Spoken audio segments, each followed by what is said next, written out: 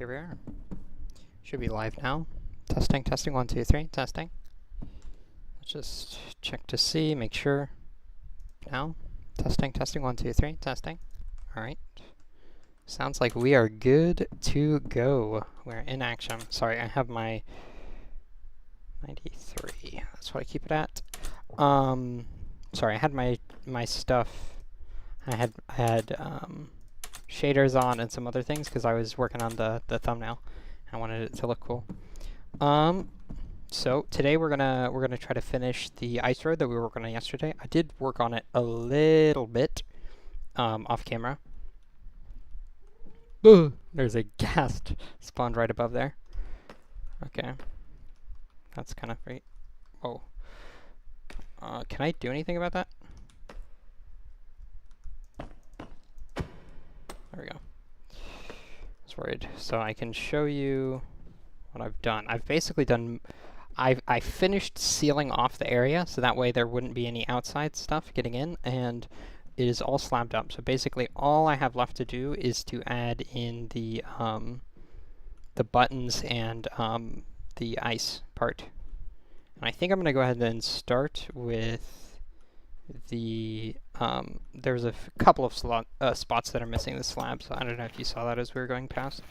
I'm going to go ahead and start with the other wing of this. So we use blue ice for the main pathway out from 0, 0, from the origin, and then for the secondary direction, like we make L shapes to all of our destinations, and we go as far as you can in one of the directions, and then, or basically, let's say you have a location you're trying to get to that's like 1,100 or something like that, then basically we would go 1,000 down the main line and then 100 off to the side.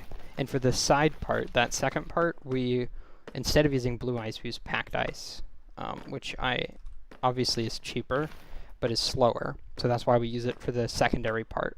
Well, that's part of it. The other part of it is that the main part is reused. So it basically means that we have our sort of like main like plus sign intersection, and then from there, you know, little branches that go off of each of these to get to their destinations.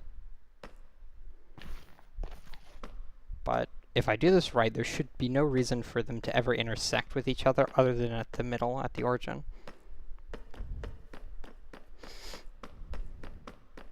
So this is the area over here that I want to fill in, actually. So let's head back this way.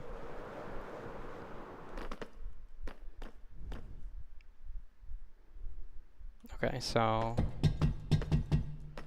if I go below the slab line, that means that it won't place a block on top as I'm doing this. Let's do that. Nice.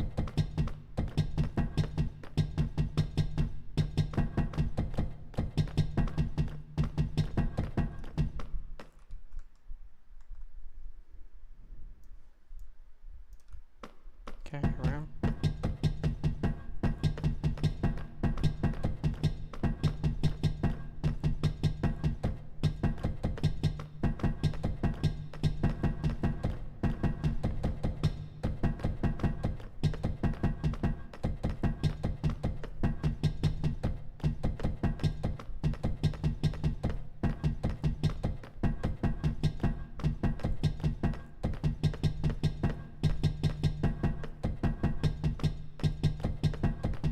So this should be, because I think this part goes out like 400 blocks or something like that.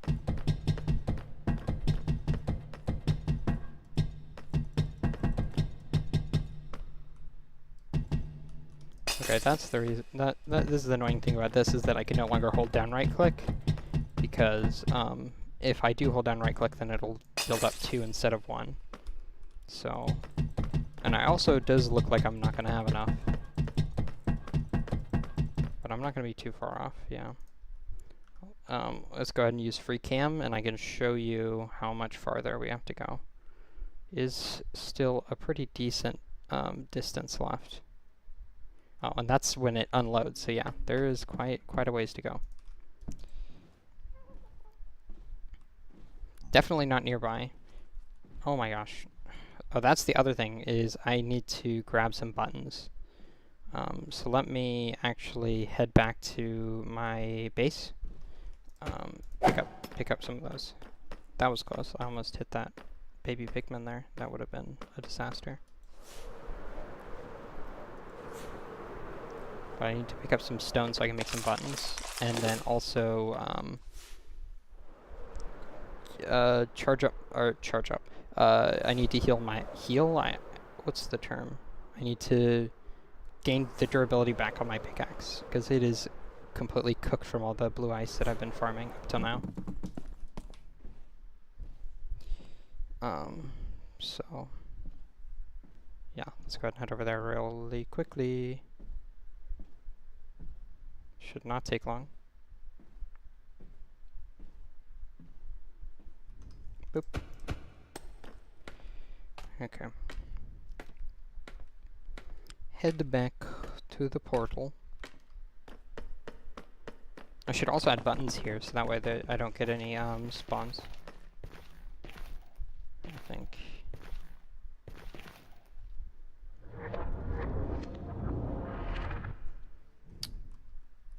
Oh, lag spike. Alright, and we're back home.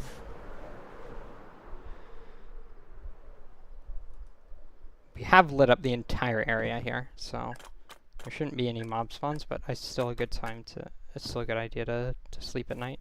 That way we don't get phantoms running up. The only spot monsters can spawn right now is right there, under that. I need to find a good, nice place to hide some lighting over there. I think maybe in the tree would be where I'd go, but I don't know. I have to be careful, because that's a custom-made tree. I know it doesn't look too impressive, but it's not, it's not naturally generated like that tree is. So I don't want to mess it up. Oh, I guess also on top of the silo there, they can spawn as well. I didn't think of that. Oh shoot, we have a troop of bad guys over there. 16 arrows. Let's do it. Oh, I can't aim. Okay, never mind. We're not doing that. You did not see that.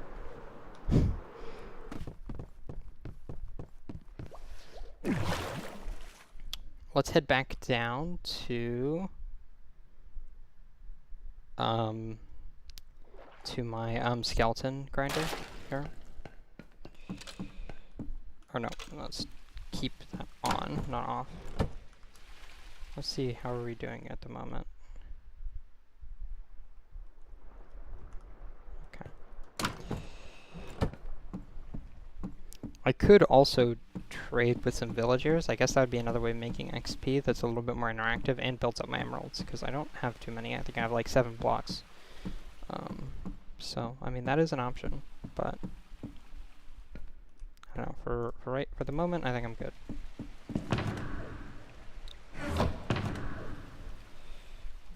Light. There we go.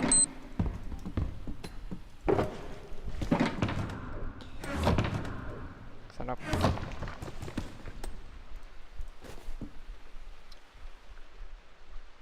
Oh, I do have some more netherrack in there.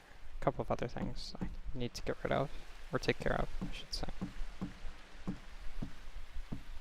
But yeah, while I'm doing this, you can see, so you can get a better look. I have a little pixel art on all 4 walls of a skeleton. I did show this off last episode, but I didn't show it off in all its glory with the free cam. You can see. The cool thing about this is because it's a 2x2 block, is if you look at it from above, it looks like an angry skeleton. If you look at it below, the skeleton looks kind of sad. But yeah, and then we have over here, we just have chests with a fuck ton of bones and arrows. And then an enchanting setup there. But to be honest, I don't really use the enchanting setup that much, because I already have enchanted all of my stuff really well.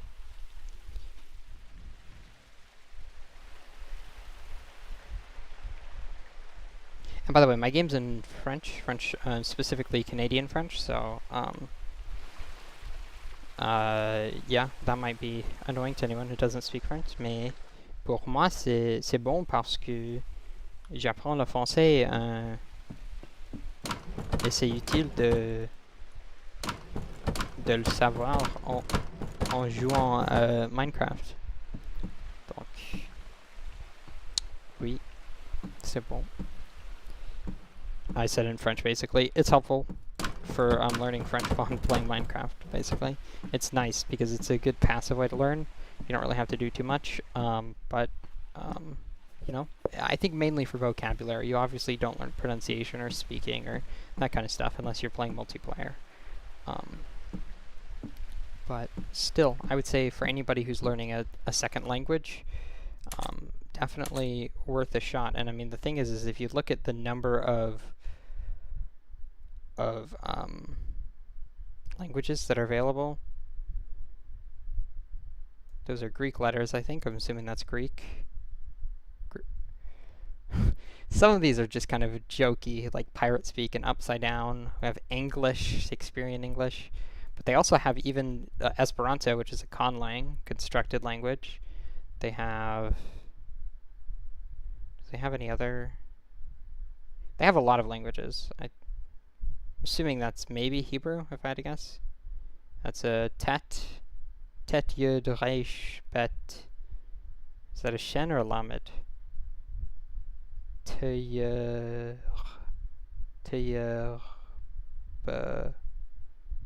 Whatever, I don't know. Been a long time since I've taken any Hebrew. I have no clue if that's Hebrew or Yiddish. I'm assuming Hebrew. Latin, if you want to learn Latin. Well, let's put in Latin. Lolcat.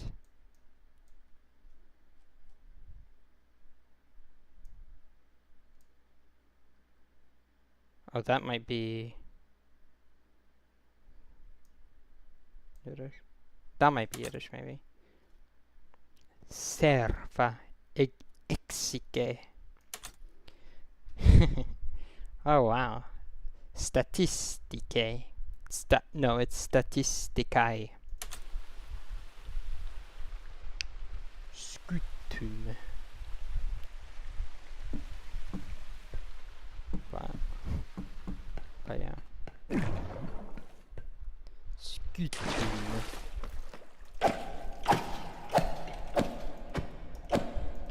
Skeletus. Skeletus.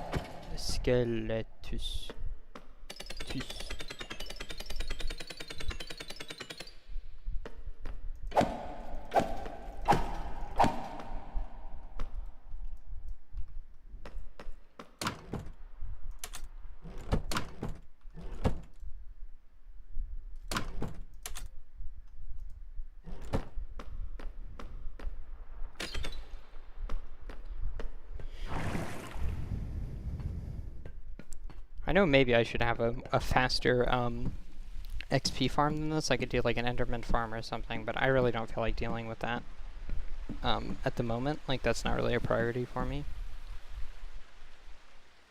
It might not be a bad idea to, at the moment, work out my sort of agenda for today, figure out what I want to get done. So let's make a book and quill here, so I can write it out here in game.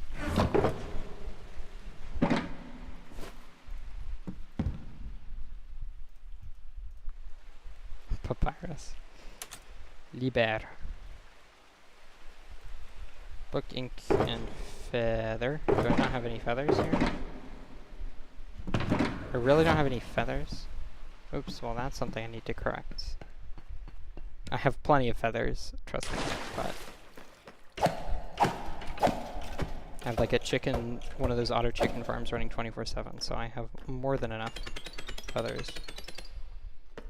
And I don't even use them for arrows because I already have the skeleton farm for that. So let me just head over and pick some of those out real quick.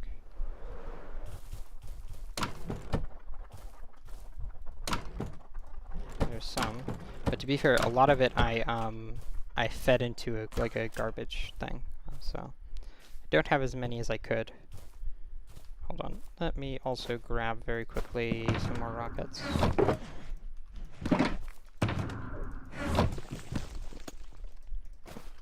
There we go. Missile Pyrotechnicum.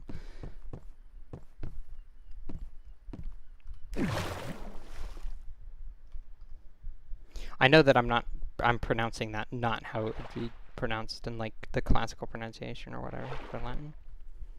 I just figured, why not? Let's just do it. Yeah, Minecraft is...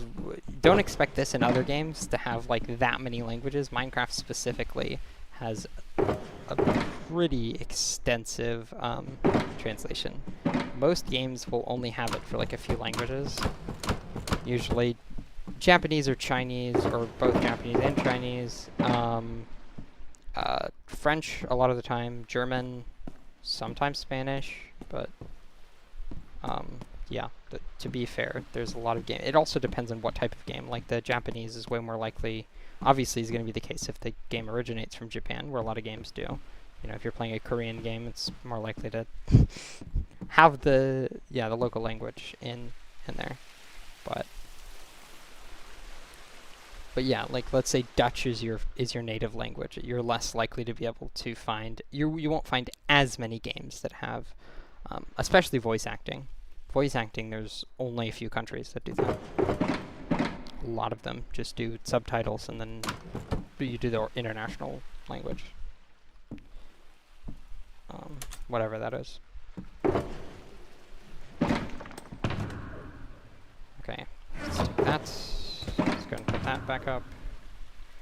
Okay, now we have our Liber et Penna.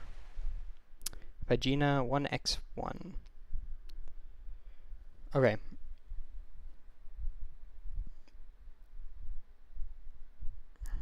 Oh, that's the problem, is I can't work on this while I'm doing this because it pauses the game, I think. Yeah. Hold on.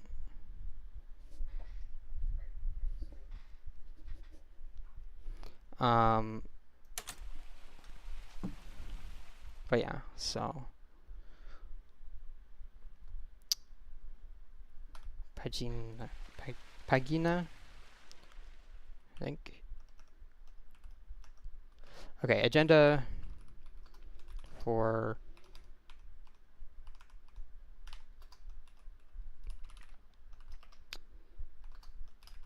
we're gonna finish the ice road.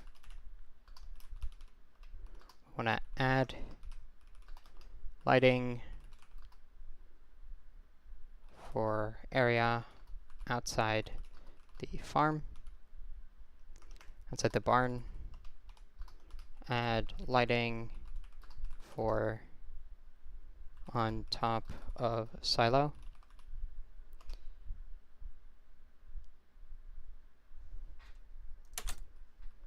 I think that's my current agenda. Let's see how we're doing. Got a bit.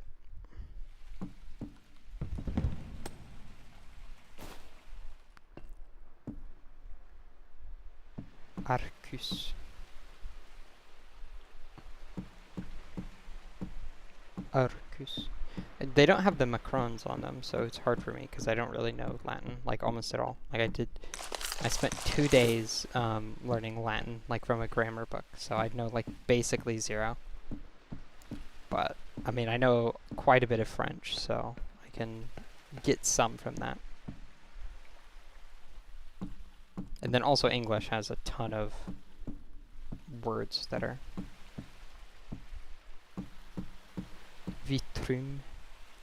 You know, like in French, glass panes are called des vitres, so vitrum makes sense. Vitrum, I should say, because it's a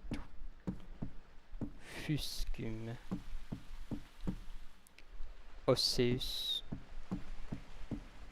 Cubus. So it's a cube. It's an osseous, or a bony cube. Opus. Album. I think album means white. Caimenticum. Caimenticum, I'm assuming is concrete, cement. Then opus. I don't know what the opus means. Or maybe opus caimenticum is all over means. It's like a specific type of cement is concrete or whatever. Whatever opus is. This is supposed to be mushroom stem, so Cordis, I don't know.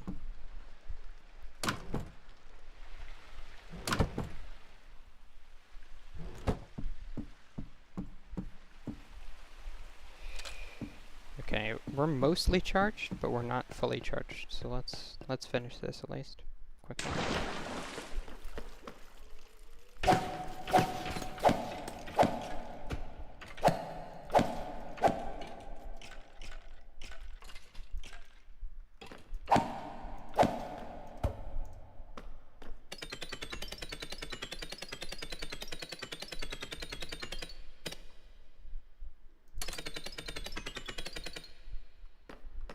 There we go. That's good enough for me. I don't need it to be perfect.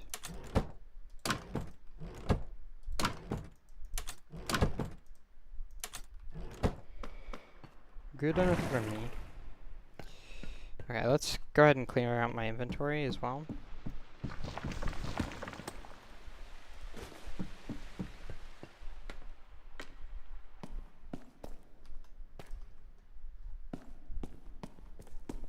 Oh, I went the wrong way. This goes up into the cave system.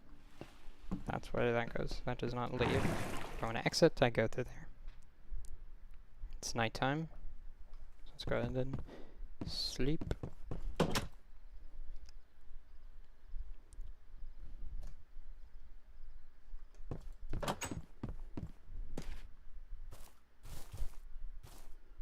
You can see from the outline there, that's Schematica. So I am using Schematica. If that bothers you, then do let me know.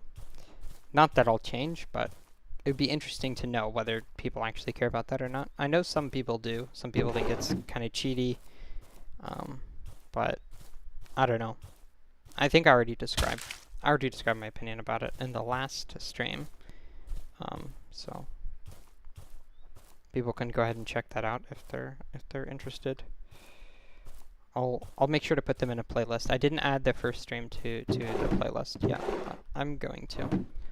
Just a matter of time. Let's go ahead and put in some of this extra random stuff. This is just a random temporary chest. We're gonna put stuff in a good permanent spot later. Not right now.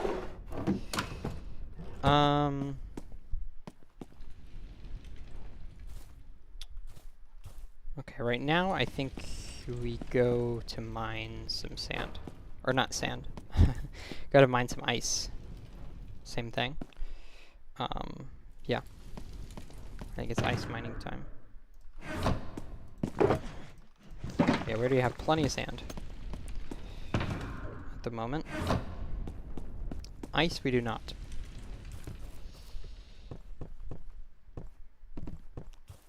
And because we still need to finish the ice road, so it'll be quite the task. I do have to admit. Il faut admettre. Oh, actually, hold on. One more thing I wanted to grab. I need to refill my thing of the deep slate tiles, because I do not have any more deep slate. I already used it up, and I need the deep slate tile slabs for the for that other part. So I need to go ahead and do that very quickly.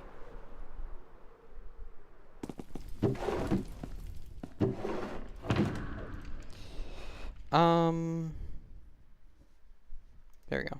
Let's see, it should be in the stone. You can see we have one stack here, but we're missing both the bricks and the actual tiles themselves. So we need 2 stacks of cobble deep slate to go ahead and make that. I don't know how much I have. Let me check I have 1 stack, but I do have plenty of deep slate. It's just not in that form. So I need to go ahead and swap that stuff out for the good stuff. Or no, wrong thing. Where is it? There it is. Toolbox. Grab my fortune pickaxe.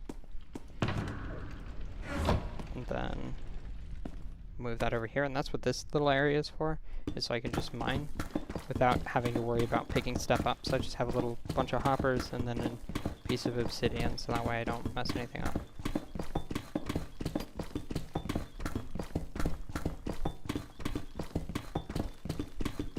Nice and practical, and I have a haste 2 beacon, so it means that I can go ahead and mine nice and quickly. Boop. Oh, we're missing one. There we go.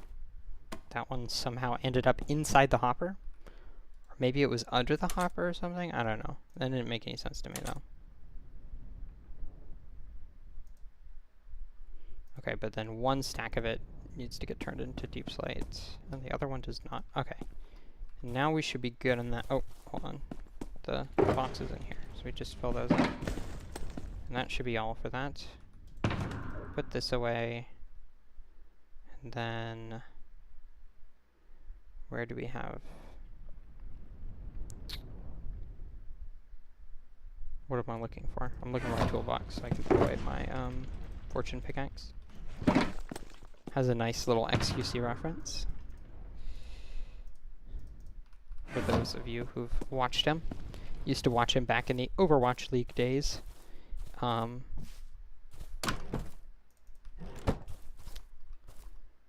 a funny guy.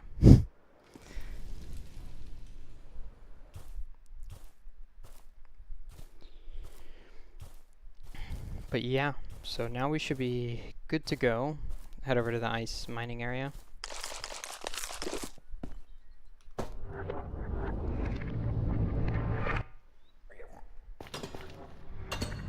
They can open doors?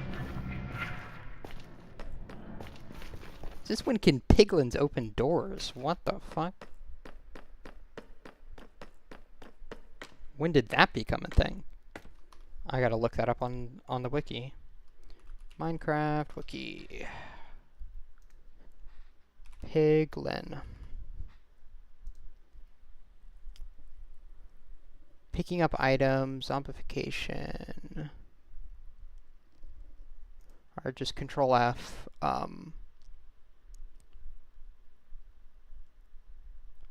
What do you call that?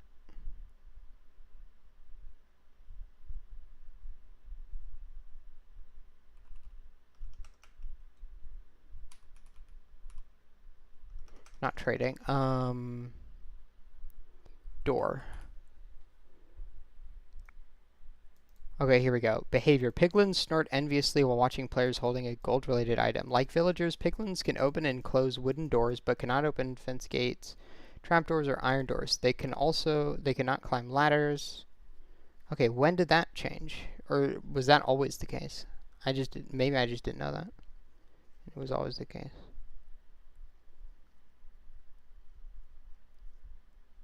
Footage showed, okay.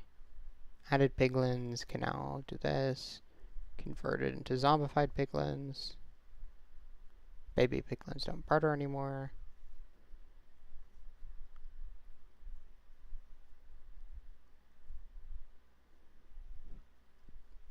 I don't see anything about doors.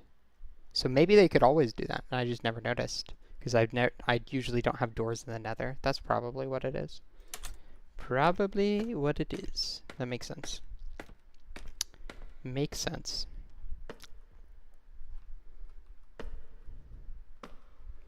Okay, this is the ice road I need to work on. This will be the ice road that'll take me. Actually, hold on. Let's go ahead and grab... let's pick up our deep slate. Let's make ourselves a stack of deep slate slabs. A stack of slabs should be good enough, I think, because I really just need to fill in a couple of small gaps. So let's go ahead and do that. Boop. There we go. Gradus letter colorum. If anybody knows any good channels for learning Latin, or any good resources, let me know. I'm kind of interested in learning it so I can read some ancient texts. I think it would be kind of cool to be able to read them in their original language. Read some Kikero. and stuff. Oh, so here we are. So this is a little part. We can go ahead and fill in real quick.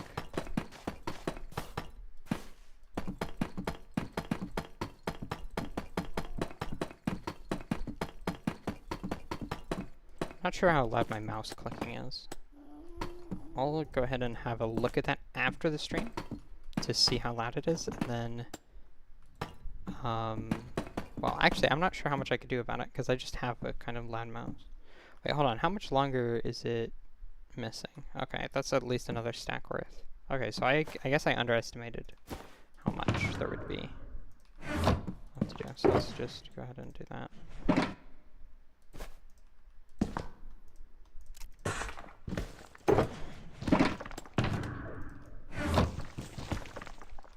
We'll see if that's good enough.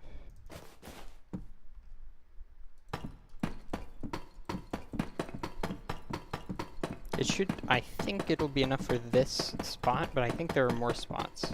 If not on this side, there are at least a few little gaps in the slabs and the other ones. And the slabs are important because they're, they basically, the reason why you use slabs is so that way the boat can stay upright.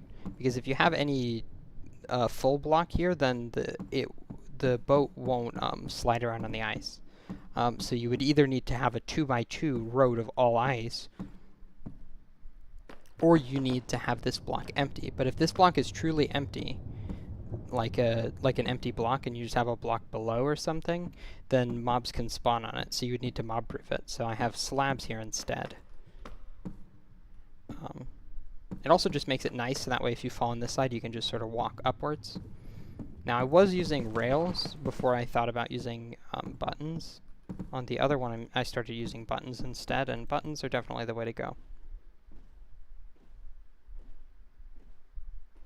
Okay, it looks like that's all for this side.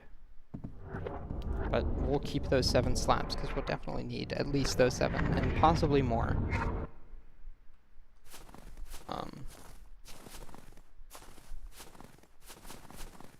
For the other side of the ice road, which is supposed to take us to where we have our mining desert and also mining badlands.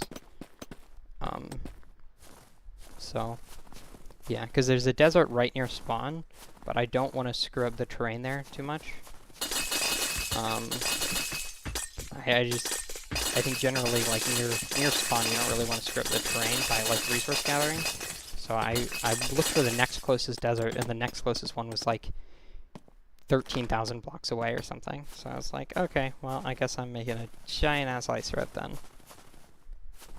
Which, I mean, honestly, the number of times that I'm going to visit that sand area is probably tiny. Like, I'm probably not going to be, like, visiting there very often. It's probably not actually efficiency, like, worth it. Like, I could just, like, make a little tunnel and then use rockets to travel. Not as fast, but faster than the amount of time I'm spending on this project. But, I mean, that's kind of the point, you know? Efficiency doesn't... It's one of the nice things about playing video games, is efficiency doesn't matter too much, you know? And I'm somebody, I'm a big perfectionist. You know, I want to be like this in my homework, too. I'm going to turn down the audio, so it's a little bit less distracting, because it is the sound of, you know, ice breaking. It's pretty loud. But I forgot what I was saying.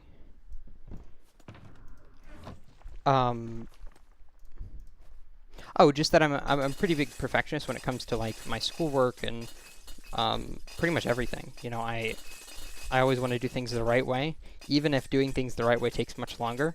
And that can sometimes include doing things like, let's make X thing way more efficient.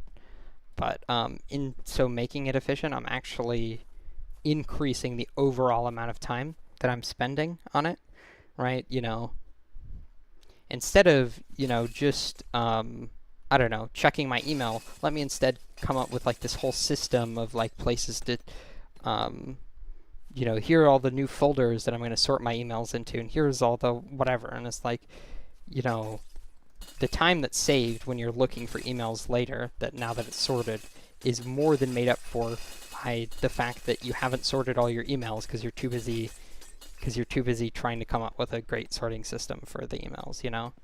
So, in real life, generally, if you do premature optimization, which is what it's called in coding, or, you know, just in general, like, go overboard on, like, process efficiency, on making it so that way doing X thing is efficient, sometimes that's not the best way to spend your time, because you're spending your time on that instead of actually doing the thing. So if it's not a task that you're going to be doing over and over and over and over again, then you should probably consider, is it actually even worth it to optimize this, or should I just, you know, let it be kind of meh, but it gets the job done, you know, it'd be a little bit janky, but get the job done.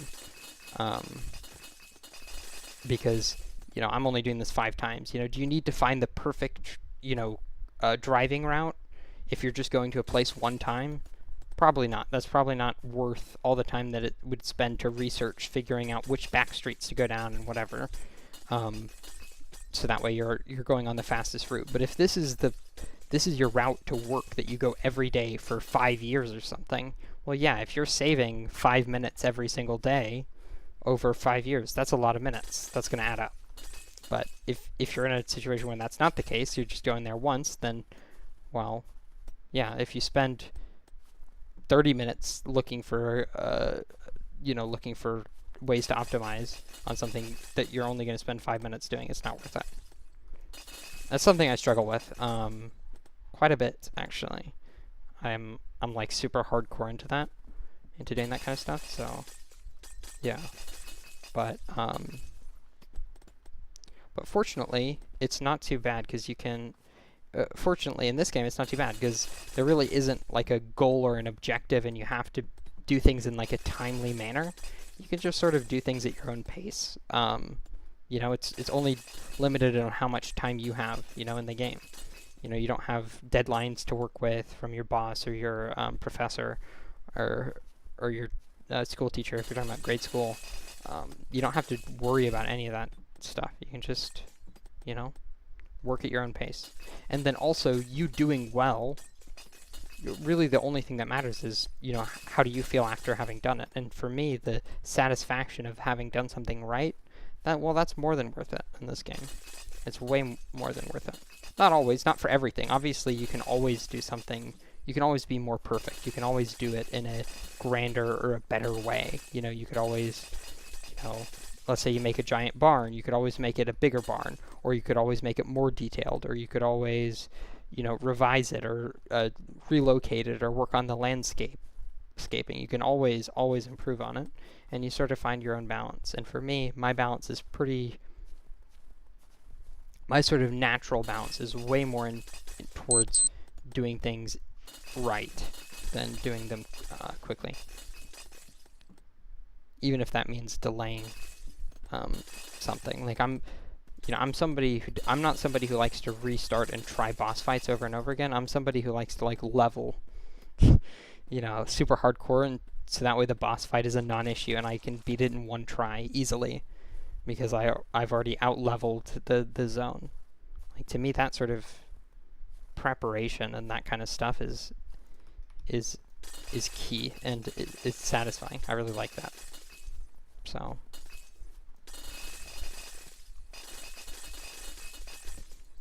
but yeah, in real life it's both a blessing and a curse, and then in game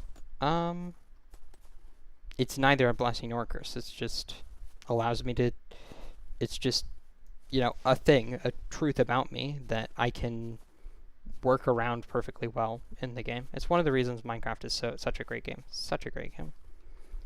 And I've stuck with it for so many years. You know, there's other games that I've played. You know, I've been playing this game since I was,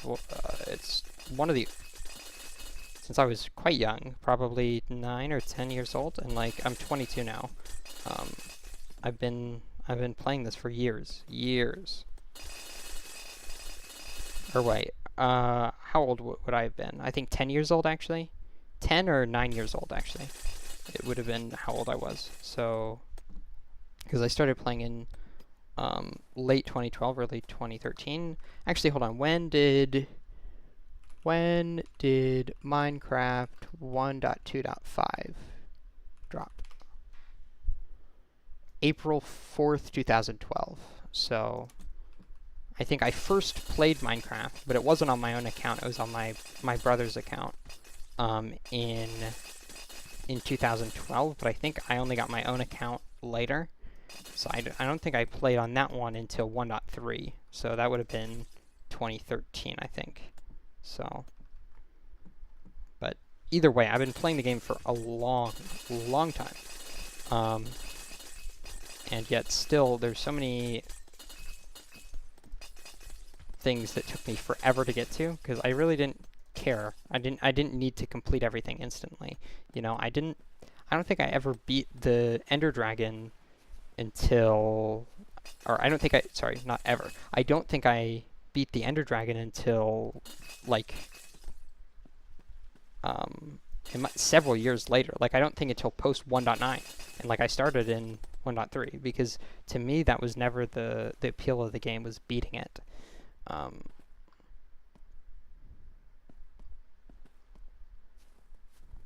Now, that being said, I've never been somebody who's, like, held on to, like, a one survival world for, like, a long time.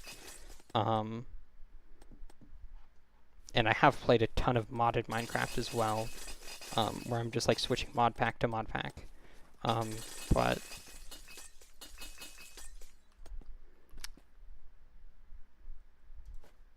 But for the most part... Oh, wait, hold on. Give me a second. Let's focus on that.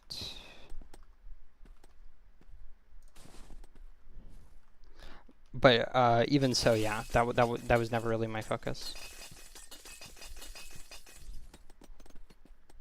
I'm okay with learning things slowly or doing things slowly at my own pace. And to be clear, it's not...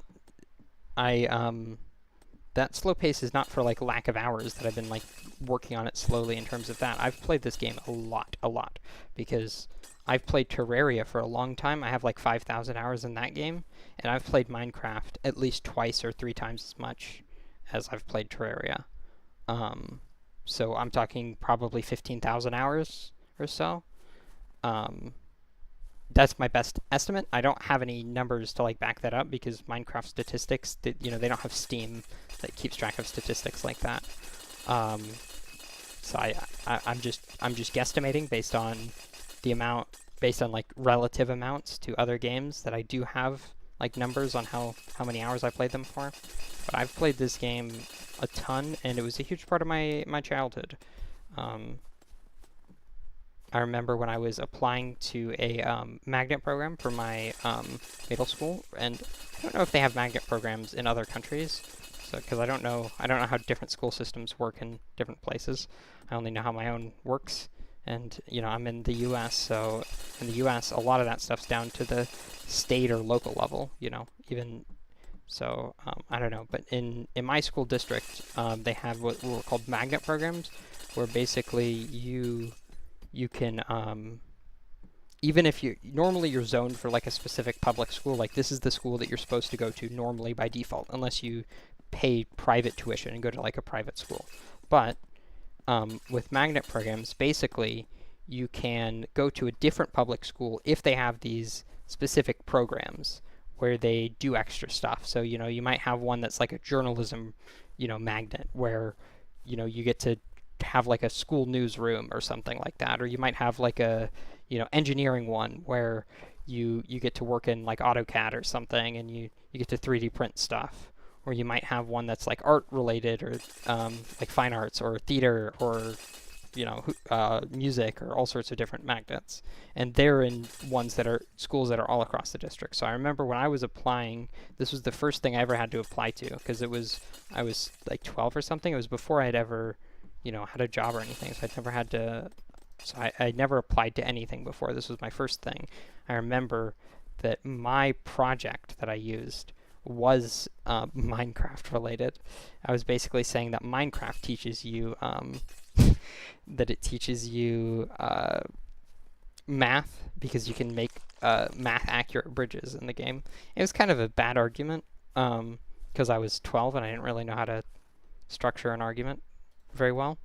Um, but I mean, it is true that you can use the game as sort of like a canvas in the same way that, like, I wouldn't say that painting is a super mathematical thing just because, you draw a lot of circles and, there are ratios to things, but it can be a mathematical thing. You can draw things using a lot of, like, perspective geometry and also ratios. And if you know stuff about, like, colors, you can map that onto all sorts of stuff. So, I mean, it can involve math and stuff like that, but it doesn't have to. It really just depends. And similarly with Minecraft, you can do things related to Minecraft in a way that can be very educational, but it's not an inherently educational experience, like in the way that I think I argued that it was. But like I said, I was 12. That's like one of those things. One of those things, you sort of just...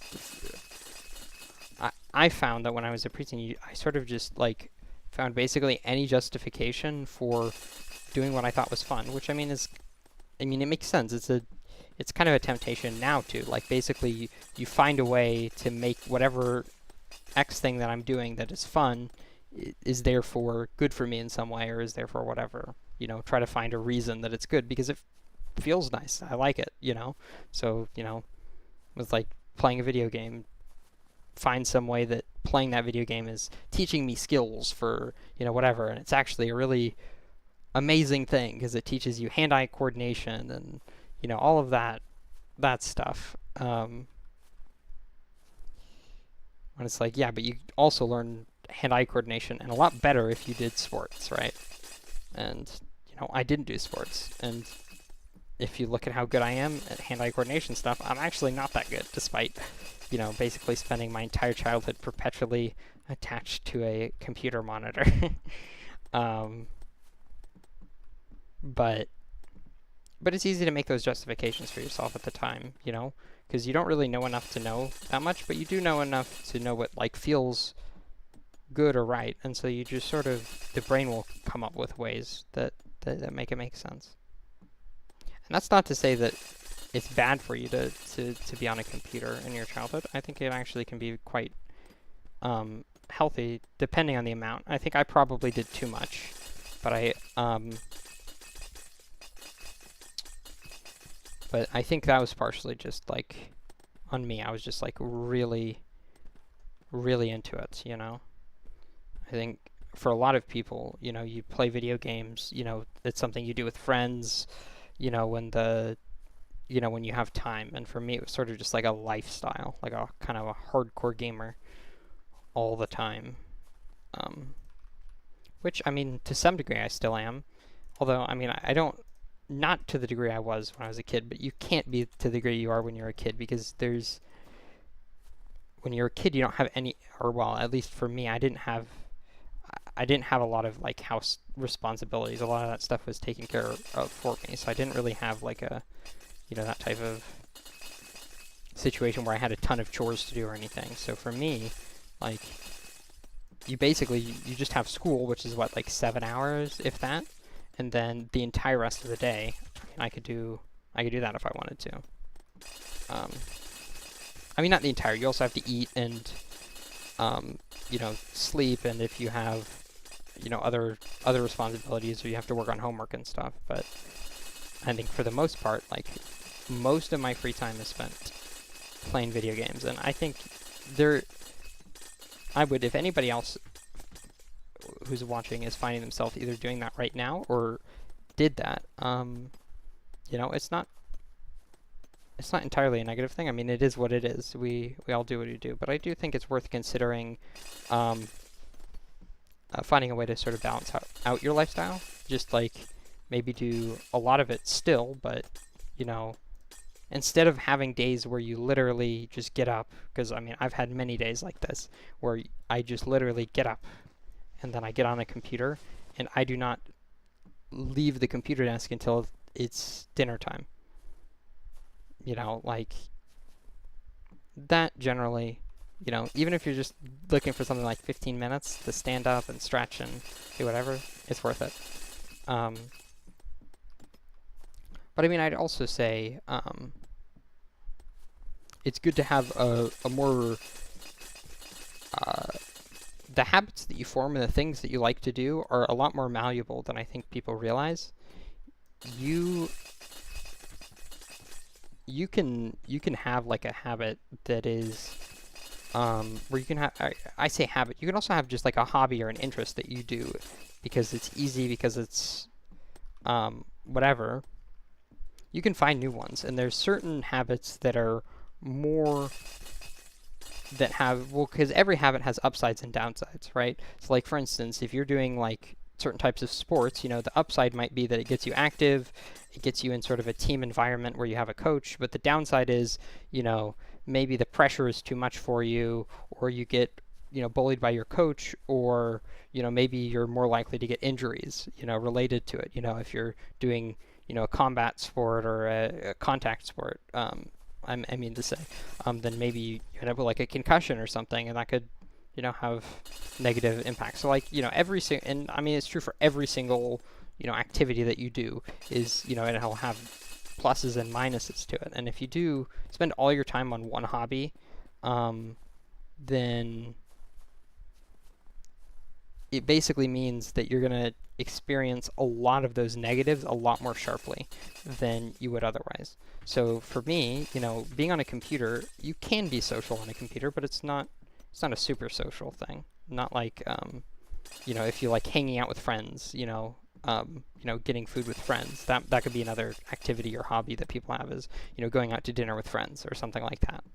You know, that type of hobby, you know, the plus side might be, you know, that you get to go out and hang out with friends and it's pro-social, that type of stuff. Downside might be that, you know, you're eating out a lot, which is expensive, and you're also, you know, might be eating too much or eating food that's not healthy for you, which could be a negative, you know.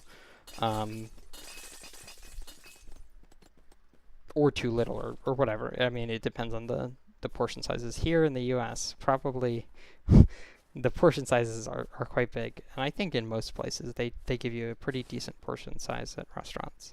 A lot of times, because they have to justify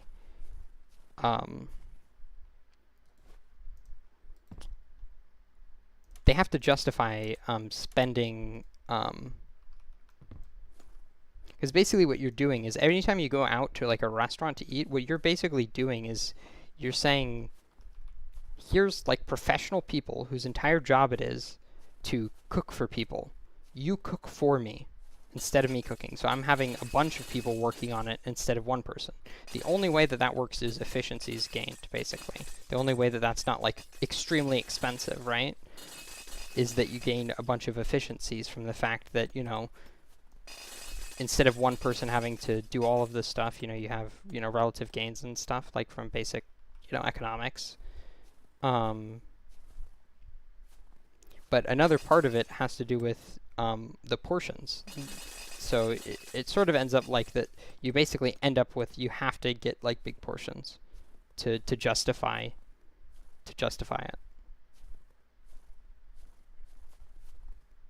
If I'm not mistaken, that's my understanding. I could be wrong.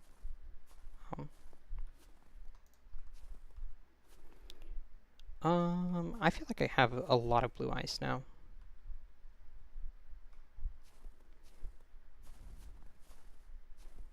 Maybe that's enough?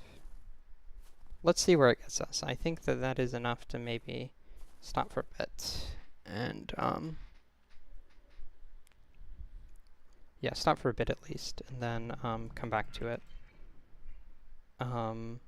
If it doesn't end up being enough, but this is, yeah, pretty good overall.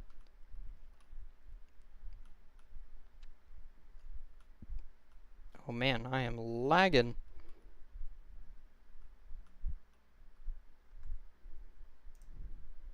Hold on.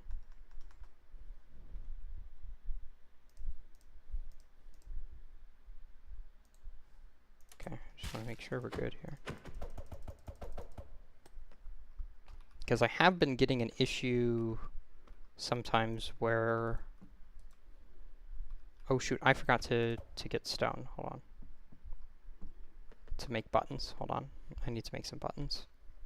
I mean, I could use wood, but I have a ton of extra stone. I don't have quite as much extra wood, so I think I'll go with that. I could use black stone or regular stone or any variety of wood. Are the main things you can use. I wish you could make more types of buttons. I wish you could make like deep slate buttons and other things.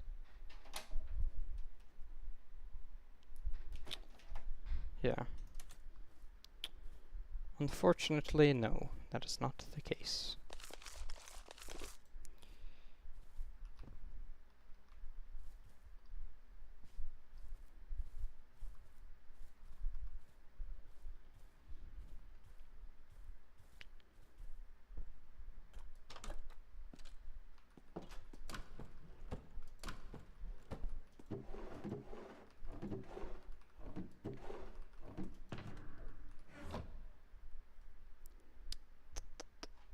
Right, I remember what I'm looking for, stone. So let's go ahead and actually grab, I think I have an empty shulker box. Let's just do like 9 stacks or something of buttons. Something like that. Boop. Go ahead and put those in the shulker box. It's nighttime, let's sleep. Even though I'm about to be going to the nether, so it really doesn't matter, I don't need to sleep. I do anyways.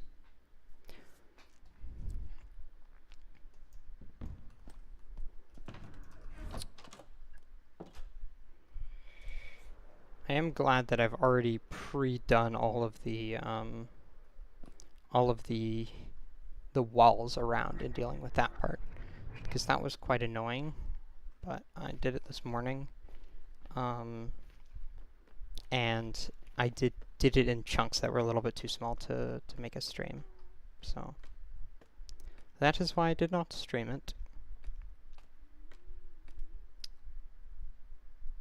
Here we are.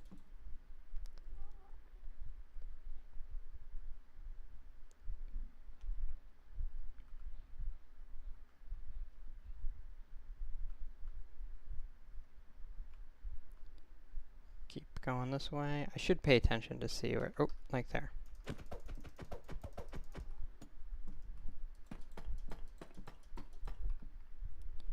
Okay.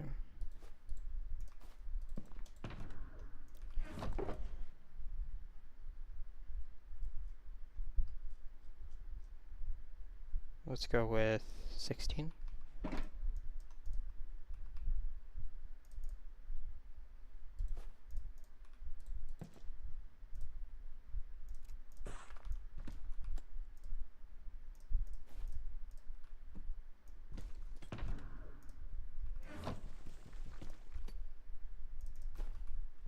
There we go.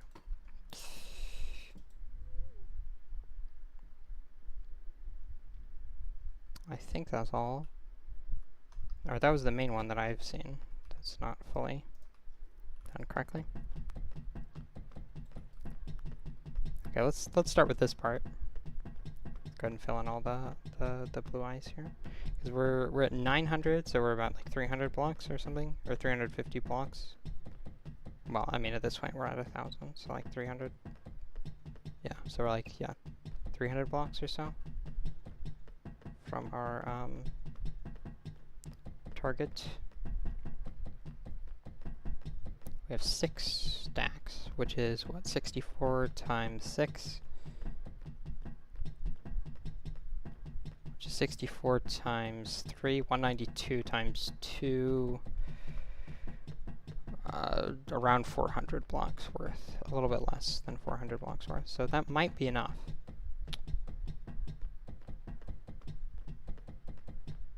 May or may not.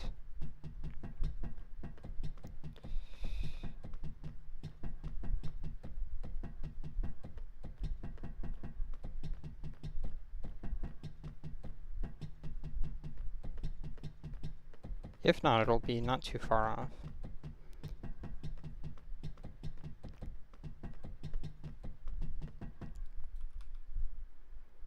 Yep, so not quite. Let's see. How many?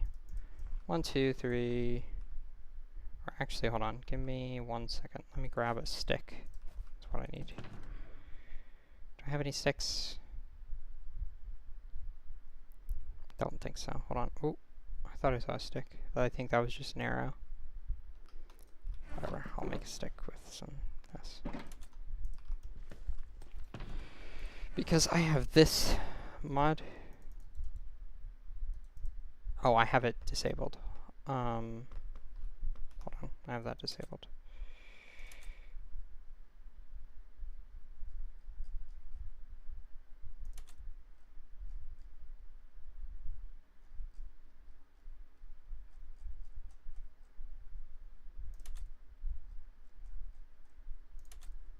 Visuals.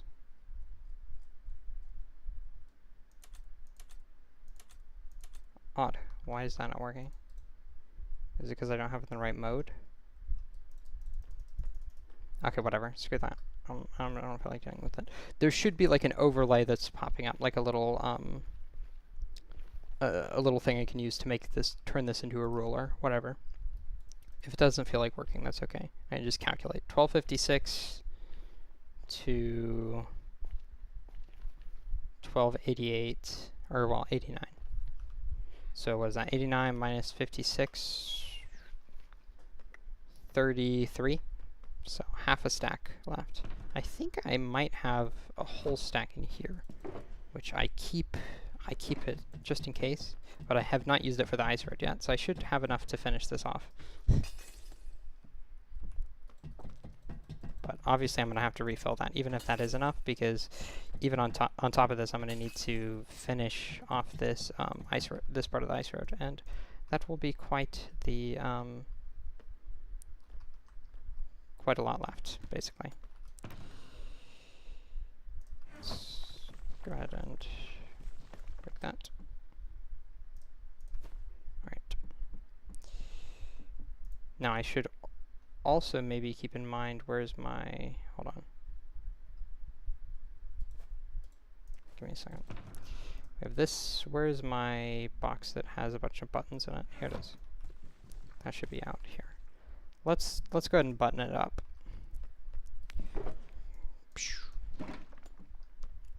Here we are. Buttons. And we can just look down and hold W with no sprint, and we will place down every block in front of us. Like it won't be skipping over any blocks. You can hold W. Doing that with these blocks. Not with every block. With buttons you can, because obviously it doesn't have a hitbox, or well, it has a hitbox, but it doesn't have a hitbox in terms of, like, it doesn't raise the height of the block any at all, so you can't fall down on it, or you don't need space under you. You can just sort of place them on the block as you're on the block. There's nothing stopping you from doing that. I can place one under my feet, like on the block that I'm standing on.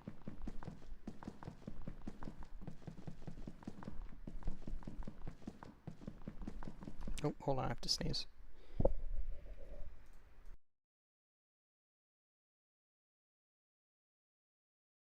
Sorry about that. Sorry.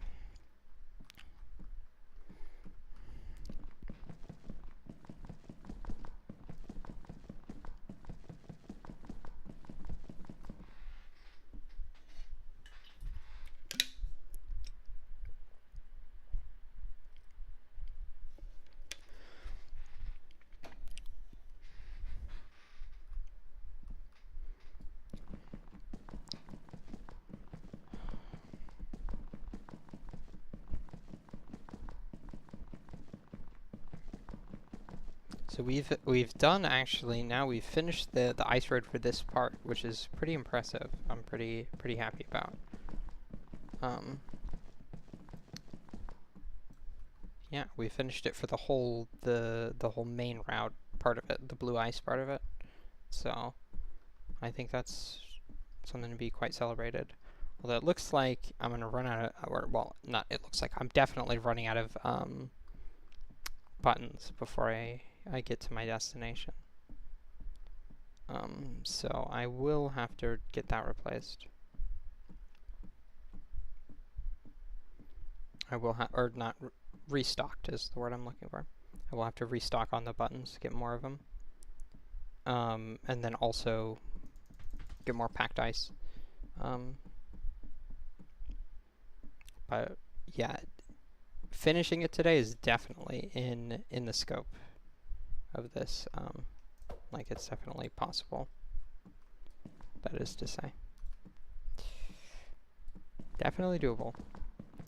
I'm not sure if it's because of a mod that I have, or if they actually just changed this, but I do really like that holding right click does not screw me over in terms of having a shield in my offhand. Because it used to be that if you held down right click like this, then the shield would constantly just end up popping up, and then you wouldn't be able to use the right click action. You'd have to like spam right click if you had a shield equipped. And it made people not equip shields. But I'm not sure whether that was a change made to like the base Minecraft game, or if that's a change caused by one of the crafting tweaks, or sorry, mouse tweaks, or inventory profiles next, one of the mods that I have that causes it to not or not work that way. Not sure which is the cause, but I think but yeah, either way, it's quite nice.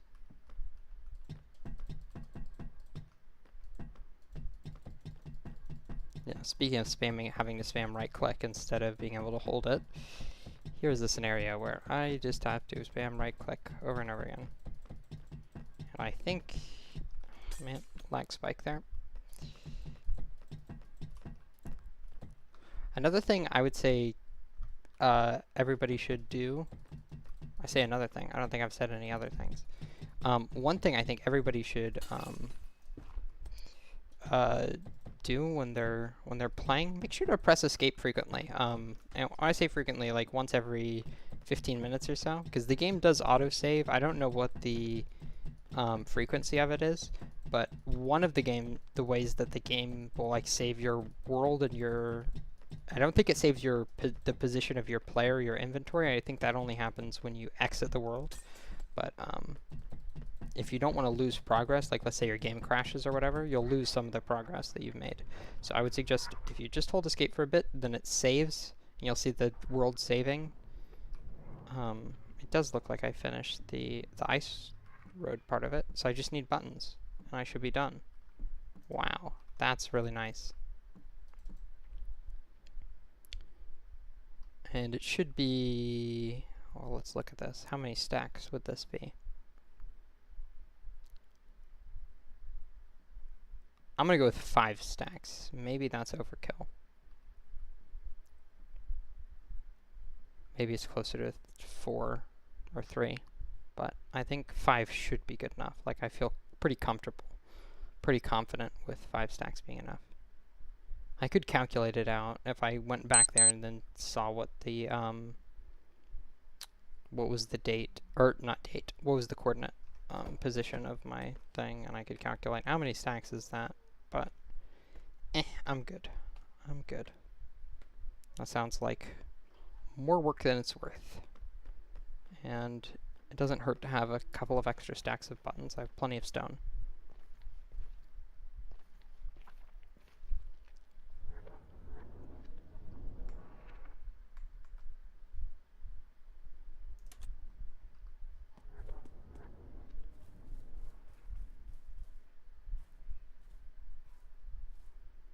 I think when you switch dimensions is another place where your game will save. When it unloads and reloads between dimensions is another place the game saves. Your world.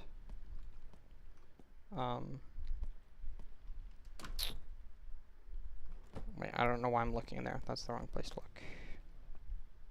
I'm gonna go ahead and go ahead and sleep though.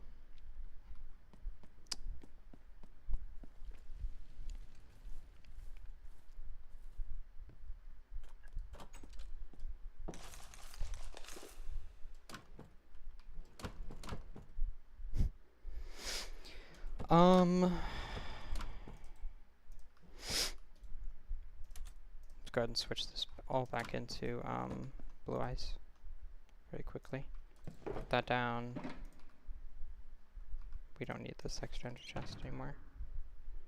Or not while I'm in here. Not anymore, that's the wrong word, but do not need it while I'm in here. Let's go ahead and put my blue eyes back in there. 1, 2, 3, 4, 5.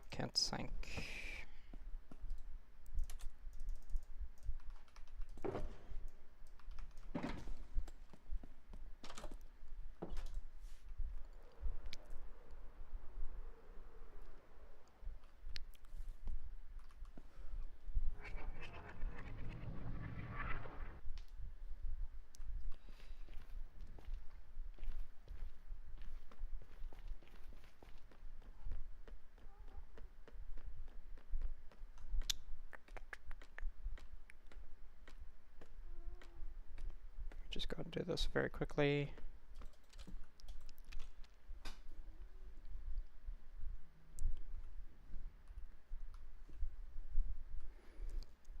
Now I'm currently streaming in 30 frames per second instead of 60, which I'm not sure is I don't know how many people that makes a big difference when watching YouTube videos, but it does mean that for things like this, I'm running on like 180 hertz monitor, so I can see 180 frames per second. So I'm getting quite the barrage here for that, or I think I can probably see better than you guys can. How fast like I'm going on the boat or whatever. Like you can sort of see the stuff passing by in more like detail or resolution. I'm not sure how it looks in 30 frames a second. I imagine it still looks quite fast, if I had to guess. Or it's not necessarily as faster, but more detail. I don't know.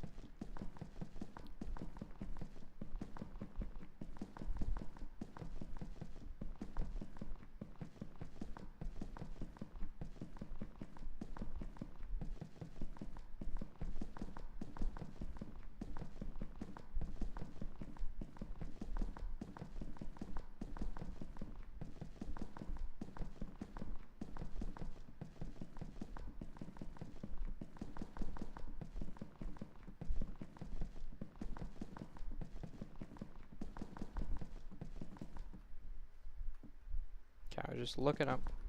Oh, this is my last stack, and I think I should be able to do it in less than a stack. So I think I actually nailed the... Ah! That scared me, dude. I even looked up. I did not see him. Did it spawn just now, or was it there and I just was blind? Oh, shoot. I forgot to fill in behind the portal. That's actually kind of really important to fill in. Let's do that, and let's fill that in not with netherrack. Let's fill that in with stone or something.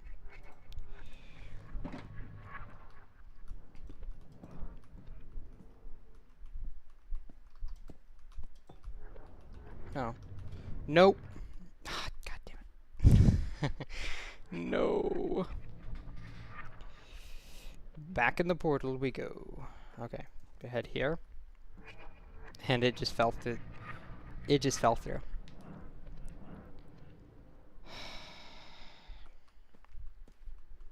I feel like items fall through the portals so much easier now than they used to. I could be wrong.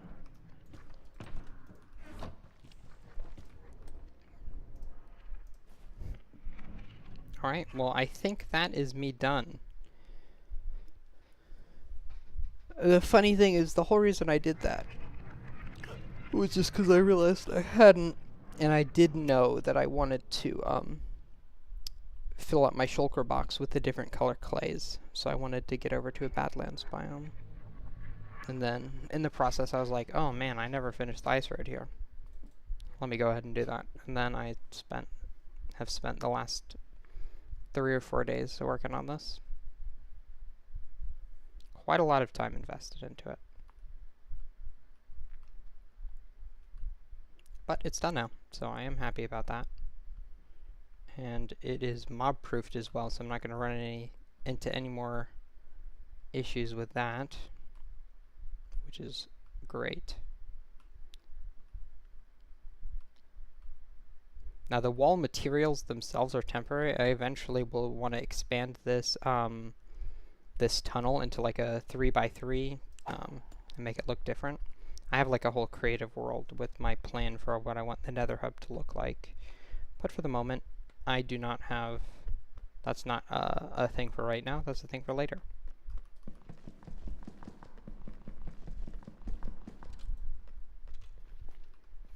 So, for the moment, good enough.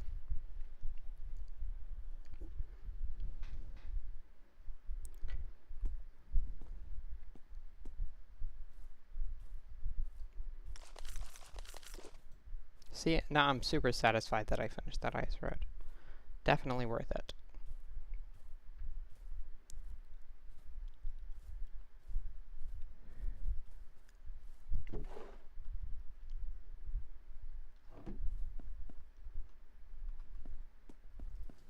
Let's work on... I'm gonna work on sorting out my inventory areas all over the place, because it's... I kinda got things everywhere. That should not be. Things should be able to be put into their places quite easily here. But I've sort of just like been like, I can do that later, several times. Well, now is that later that I can do things. So let's do it.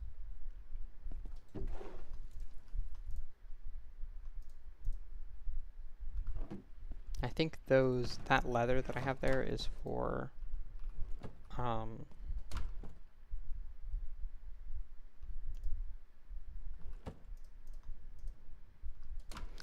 sorry, that leather is for making item frames. I think I have half a stack of item frames, but I don't have enough leather to do a full stack. How much? Okay, I'm starting to run more low on how much coal I have.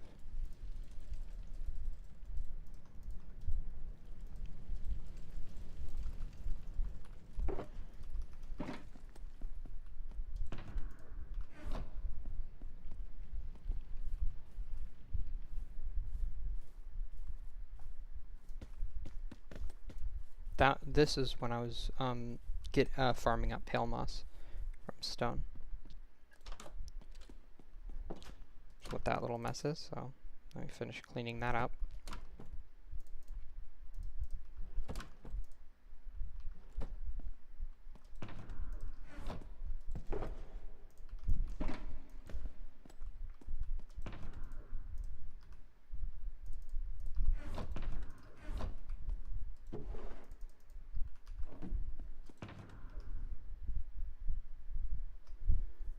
Good. So that's what I meant about the clay, is that I have a stack of some of these, but I want to have... This shulker box should have, like, all of the different types of clays and stuff, so... Still a little ways to go with that. But this was... I know I mentioned that there was a desert really close by. See, there's a Badlands biome, like, right here, and then... You can see there's a whole ass desert over there.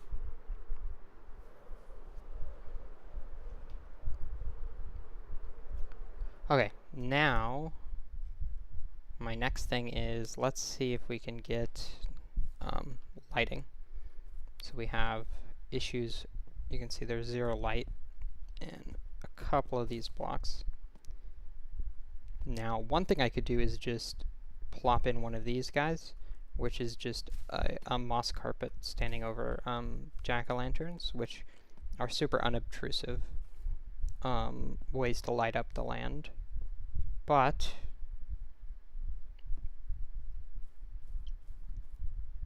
I wonder if it would make the tree's lighting look weird. I'm not sure how the tree would look with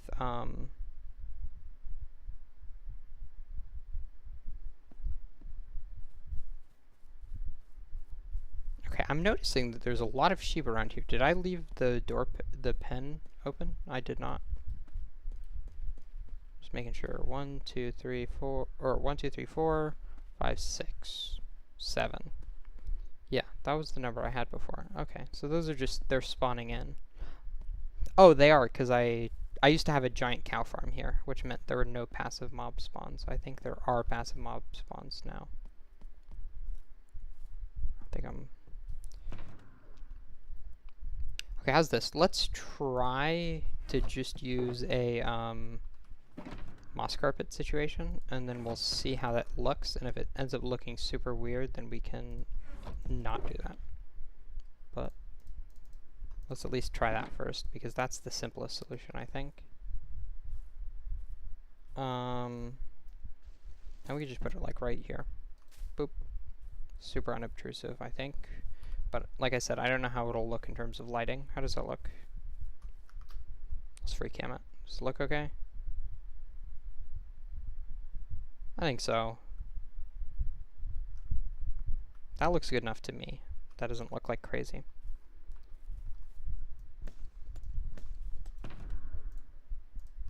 Okay, the last thing I want to do, I need to get, maybe I put stone buttons up there, actually, to block mob spawns, because I kind of like that the top of it is dark.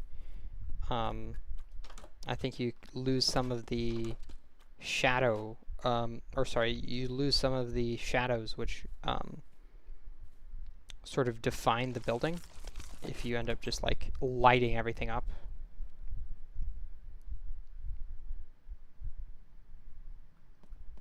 Maybe I shouldn't have slept there. I thought about it and I was like, well, let's get rid of the mobs on top of the roof first before I deal with it. But now that means when I want to evaluate to see how the stone buttons look at night,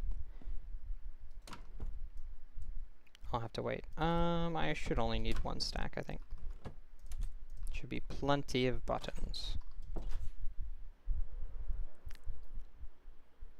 Because I have like blackstone buttons on the roof of my barn, the barn itself.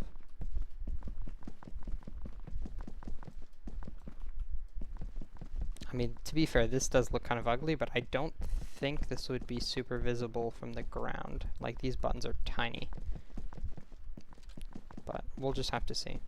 And the other thing is, whatever I end up putting instead will be visible. Like, whatever lighting choice I make will be super visible. It turns out 1 stack is not enough for that, which kind of surprises me. Thought that should be. I was like, that should be plenty. Was not. Was not.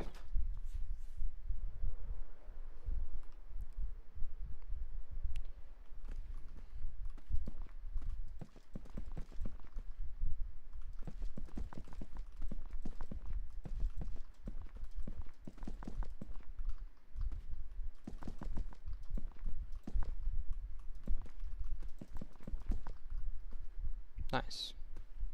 I think that's all. Let's see, how does that look from a distance? Is it obvious? How about further away?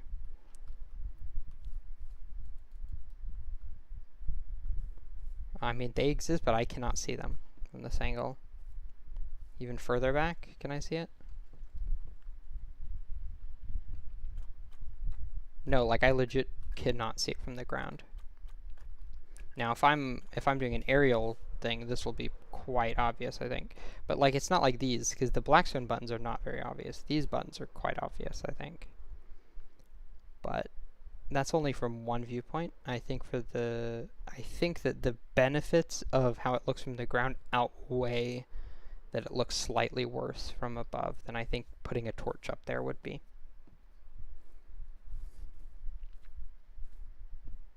So I think I'm going to stick with the buttons, actually.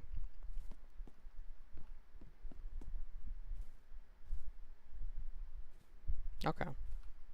Well, we've done actually a lot of the agenda. Actually, we've done all of the agenda that we have so far. I mean, there's all sorts of other things I could be working on, but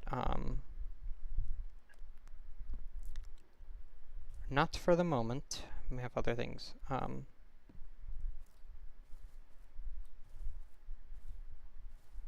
or I'm trying to think of other things.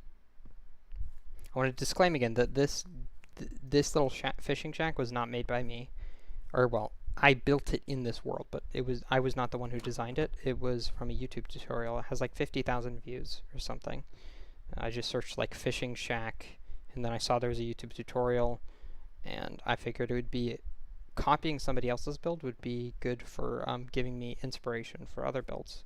And at the time, I was not planning on recording on it, so I didn't really care about, you know, whether or not I was taking somebody else's stuff. Because, you know, if you do that for personal use, it doesn't, I don't really, oh no, I built some, I mean, it's a tutorial, you're allowed to do it, but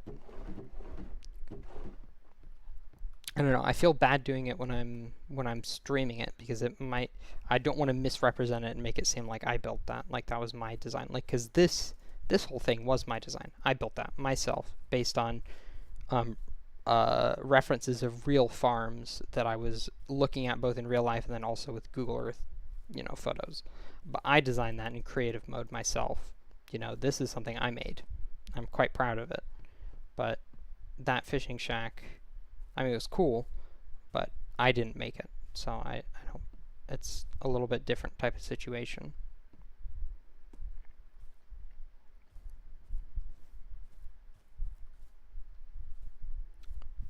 Trying to think, what else would be a goal for the moment? I could work on the clay stuff, like farming up all those resources. I could make a villager breeder. I don't really have a super efficient way of interacting with the villagers at the moment. I could think about designing something new. Like, I'm approaching the end of my design here, because I spent quite a long time designing both the exterior and interior of these whole things. And I think I'm pretty much done. I just need to get more beehives to fill in this beehive thing. And that's the main thing. And then also the internals of this. I have a bunch of chests in the silo, and I do need more chests to fill it up. But I'm really not feeling like super, like that is not like standing out to me as something cool. I could make a cool like thing with the nether portal, because right now it's just kind of sitting there in the hollowed out remains of a lava lake.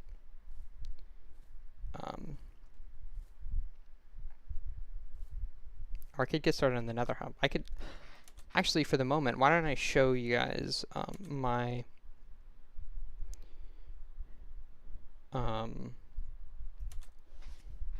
why don't I show you guys my creative world, show you what it looks like. I think I'm in the nether, so you guys can see what I'm planning on building for it. If I'm not in the nether, I might be in the overworld. We'll see. Okay, I'm in the overworld. By the way, this is what I was talking about before with the stick, is that I was expecting to be able to do this, but I was not. And you can see I built out almost all of this in creative mode, and then I copied it into the main world. This is what it was supposed to look like. I didn't add the flowers, and also the road here, the road path, but like the vast majority of it, I just copied from a design that I made. It is my design. I did make it.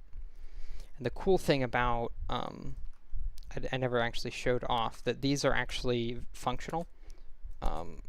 It uses, Etho has made like these horse stable designs basically back in the day when horses first came out, 1.6 I think it was. I can show that off.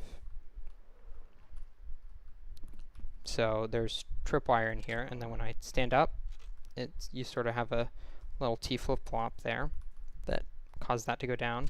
And then when I get off the horse, now there's a little slot there. So it's very convenient. You don't have to open a fence gate or a doorway or jump to get out. It's extremely boop. You want to get in, get out, get in, get out very quickly and easily. So let's get back to building testing.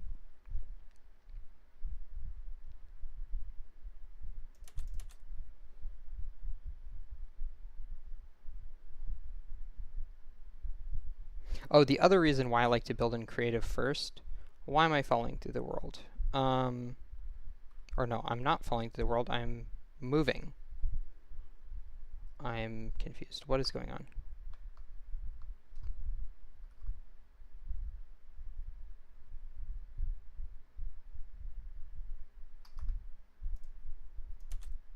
Huh? It's clearly an issue going on there. Oh, no, it does this. This is the thing where there'll be an issue with the world, and then when I try to sign out, or when I try to exit the world, it won't let me. I'm wondering what is the mod that's causing this. Because there's some mod that causes this, and it basically means I end up having to kill the process. Because this will never finish saving. So I think I just have to kill Minecraft. Wait, no. Actually, no. Hold on. It said canceled saving. Let's try this. Oh, no. Never mind. It just does that whenever you... So I'm just going to go ahead and kill Minecraft here.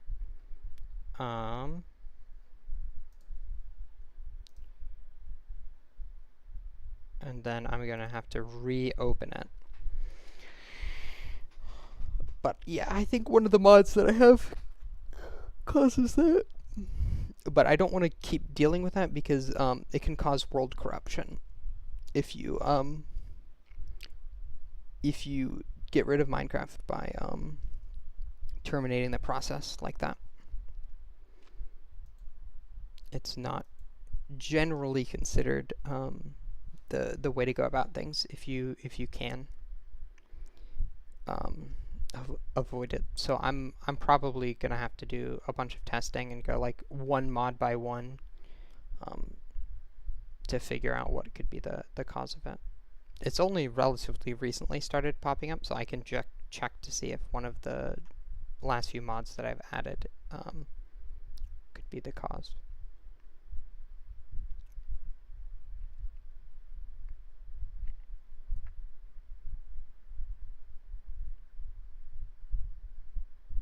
It's taking forever to launch.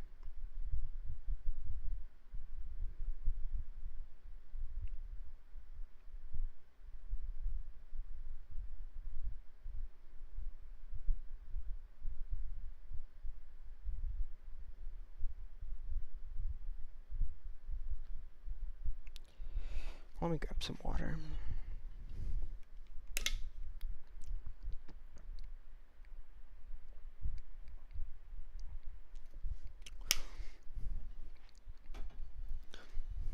I'm thinking it could either be the journey map, because I have like a journey map has like a thing where you can look at your journey map in like a local browser instead of in game. So I did enable that recently, and I also added the day counter thing that I have, like where it shows the time of day, and then also does that little pop up. It is, day 1017 or whatever the day is. That whole thing, I only sorry, I have a little bit of hair there. It just went right back where it was. I'll need to brush that later. Oh, I am back in the game. Hold on. Here we are. All good. Okay. So this is my creative world. This was the old barn that I made. I made an old barn before, and this was just from memory, or not, just based on like my own like conception of what a barn looked like without like actually looking at reference images. And you can see it's, well, first of all, I've gotten better at building since I built this. But second of all, I mean, it looks alright. I don't hate it, but I think the roof shape is has a lot to be desired. And this is where the horse stables were before, but you can see you needed to open them in a way more annoying way.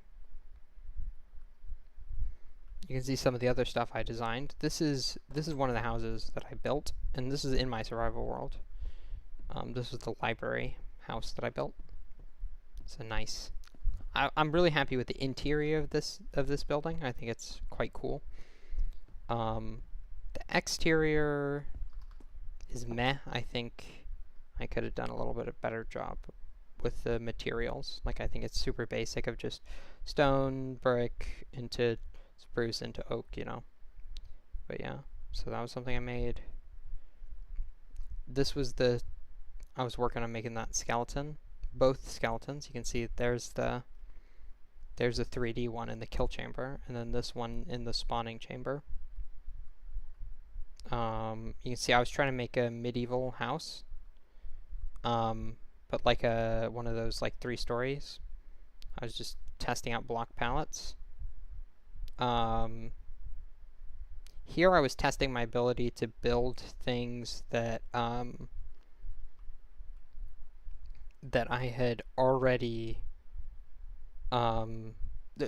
based on specific buildings. Like, this was based on a very specific wait, I don't want to mess this up. Romanesque, yeah. Based on a very I think Romanesque. I think. I don't think it's medieval architecture. I don't think it's Gothic architecture. I think it's Romanesque, but based on a famous Romanesque church or cathedral. I'm not sure what the correct term is there, but I built it. I'm actually quite happy with it. I think it looks really pretty. I think I might want to build at least some version of that at some point. This is a castle, a very early like Romanesque castle that I was trying to see what it would look like if I built, but I did not get nearly as far of it, and I made it all out of cobblestone, so it looks kind of ugly. But you can see, like, I have these blocks things. I was trying to measure it out. That I'm not happy with. I was trying to see if you could make like a thatch roof, but I don't like how this looks. I think it just ends up not looking like this is the materials you would actually build like a hut out of, and like for like this would be like what a peasant house would be like in medieval times, but they would have like sort of mud brick or maybe stone, but most of the time like mud, some kind of mud brick or mixture with it for the walls, and then thatch for the roof. But we don't have thatch blocks, so I used hay. But the problem is we don't have stairs, so it ends up looking kind of like a pyramid or something. It doesn't really work. And then this was supposed to be the interior, because there's supposed to be a fire pit and a bed and like a bunch of like places where you can keep some livestock and stuff. But I was like, that might be how they worked in real life, but I do not think building a house like that actually translates very well. So that one did not go super well, but yeah, so I did that. This was me testing World Edit. If you're wondering what all these pathways were about, I was testing stuff with World Edit. But let's head over to the portal, and you can see what my plans were for the or what my plans are, I should say, for the this is what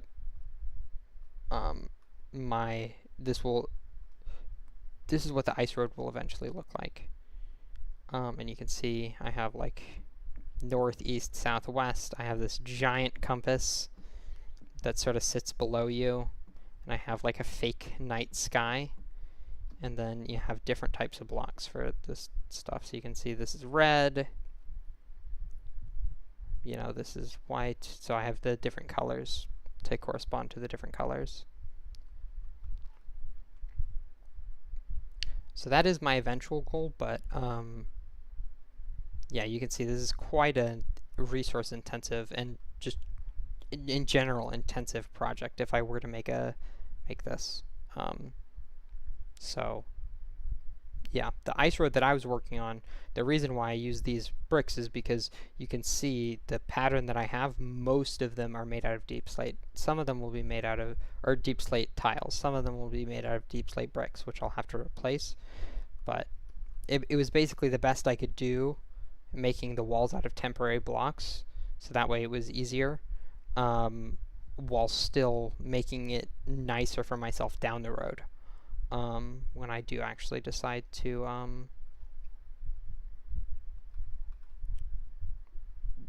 implement this whole design into my world. So yeah, I'm not sold on the roof here. I feel like I could end up making something else instead, or who knows? I don't know. But overall, I'm pretty happy with it. So yeah, and then here I have my redstone testing world, where I tested out some designs that I've made, including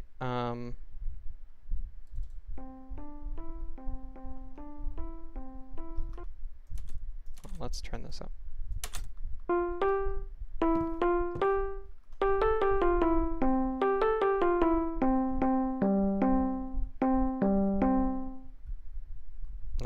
And then here I have the different gates, the logic gates in Redstone. This was me testing out note blocks because I haven't really used note blocks too much before. This was me looking at how to make a pulse extender. And then this one was testing out how do I make an item despawn timer. This was an etho hopper timer I was testing out. There was this one. It's basically you toggle it, and when you turn it on, then it you know, it spits out a ton of items. So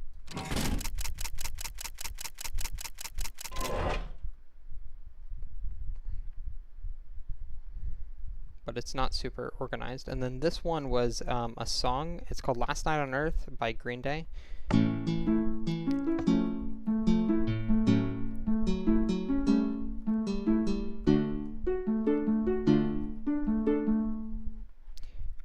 That's just like a little tiny tune from it, but it goes on from there.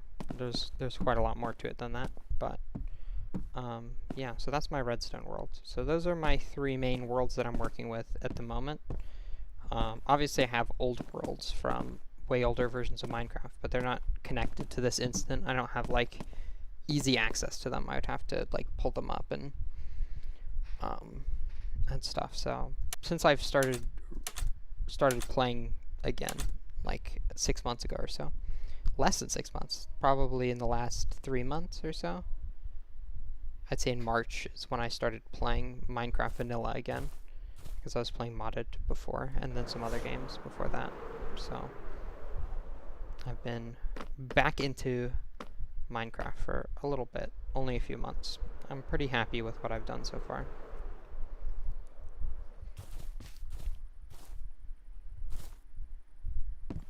But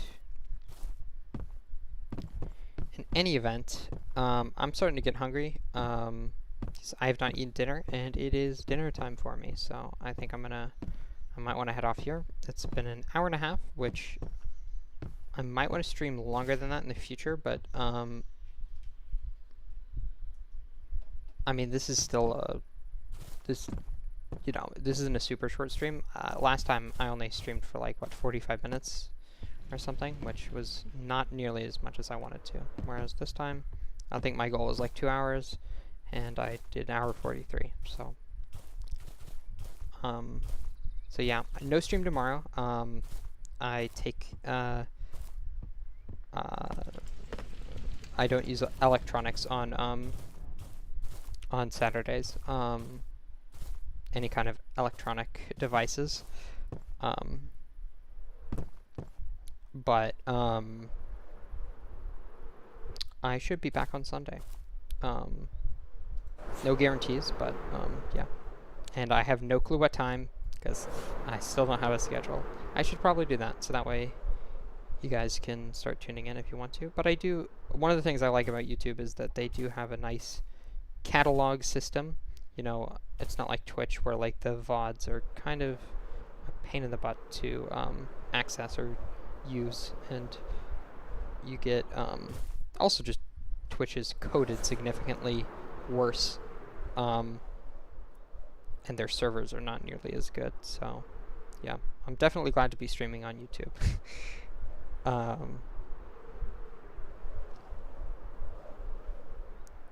Big YouTube prefer for live streams.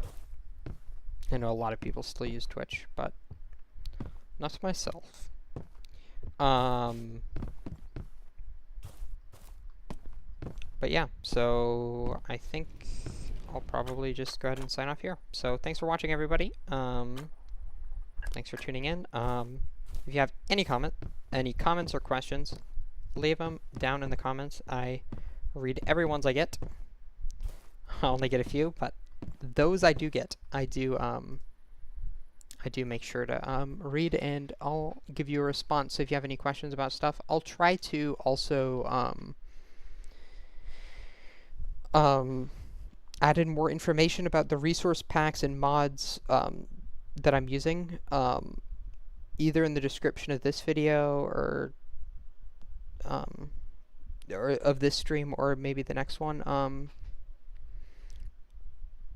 But for the moment, if you can just ask, or I can also just like scroll through the mods, because I'm using a modified version of the of a mod pack that's basically designed for that basically just makes Minecraft run way faster. So it's like an optimized version of Minecraft, and then I just added a bunch of extra mods that I wanted to have. So like apple skin, so that way I can see, you know, how much saturation I have. And oh wait, hold on, I just switched away from the in-game thing. Sorry, I was gonna try to show you guys, and you can pause if you want to see any of the mods. For the moment, this is what I have, but I'll try to see if I can get it in a written form, so you can just click on the links directly or copy paste it if you want.